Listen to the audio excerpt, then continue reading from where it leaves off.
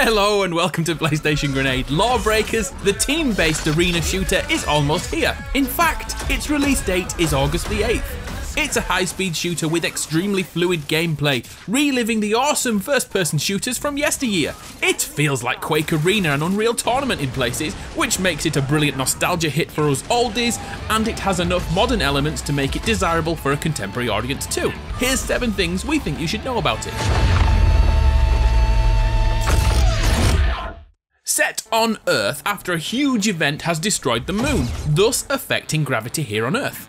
A few devious criminals known as breakers are attempting to take advantage of the situation, and the law enforcement are here to stop them.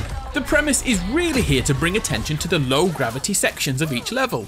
Each character's ability to move in and out of these areas, whether that's by floating, jumping, using gunfire to maneuver, or by utilising jetpacks if the fuel is available, or using abilities like grappling hooks for additional speed. So, the name LawBreakers refers to both the crafty criminals and the laws of physics that are being thrown out of the window. Even the f***ing vultures won't eat you! The pockets of anti-gravity make verticality so important in winning matches, so don't keep your boots on the ground for too long. Once you've figured out movement in each level, then accuracy with your weapons becomes the main focus. Each character has their own arsenal, with pros and cons for each of their weapons.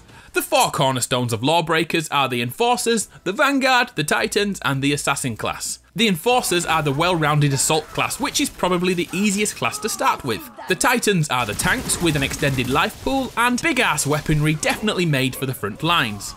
The Vanguard class is built for speed and agility, and the Assassins are the melee-focused choice with a small health bar which can be refilled with each sword attack you successfully land. Of course, there's so much more to these classes, and I'll break those down once we get the full game release. Hybrid characters are being introduced regularly, with a total of 16 characters in the version we played. There's something for everyone here, and if you're coming from Overwatch, there's many of the abilities you're used to seeing there, plus many more from other titles, and some completely new skills to get you thinking too. My personal favourite, or rather the character I gravitated towards, is the Wraith, with high mobility and close-up melee action, but with a decent amount of weapon range when rushing in isn't really an option. The Spectre pistol may not look that impressive, but it sure packs a punch. Once you've played a few games and you've figured out how everything works, you'll find the best character for you. As you'd expect with a game of this type, customization is king. Each character has an ever-growing selection of cosmetic items to unlock or buy with in-game currency. You've seen loot boxes 101 times before, whether that's in CSGO, Overwatch, or even Paladins.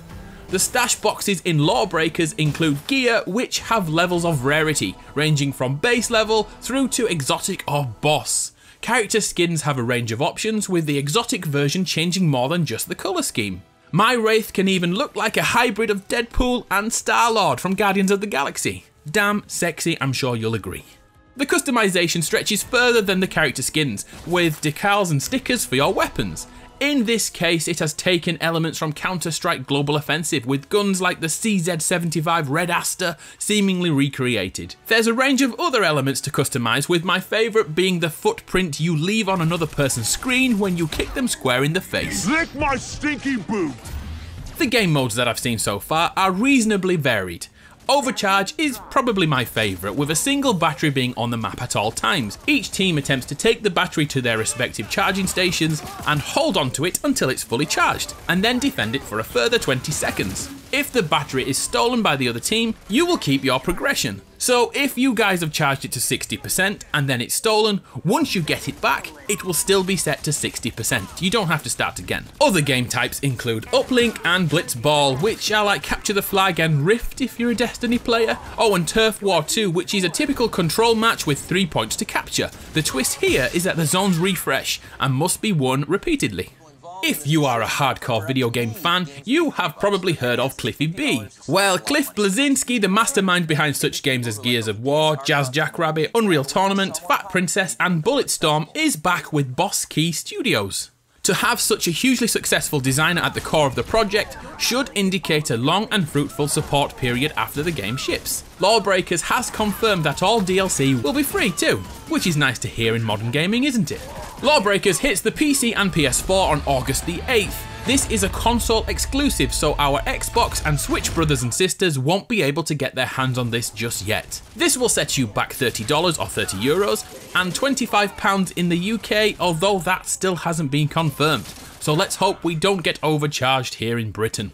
One last little note, all the footage seen in this video was captured on a standard PS4, so if you've got a Pro, expect a few upgrades. What do you think to LawBreakers? Are you one for fast-paced arena shooters, or do you prefer the slower, more tactical ones? I'm still undecided at present, so I'm going to go back and play it now. Anyway, please let me know your thoughts below. I'm Adam from PlayStation Grenade, and as always, it's been a pleasure.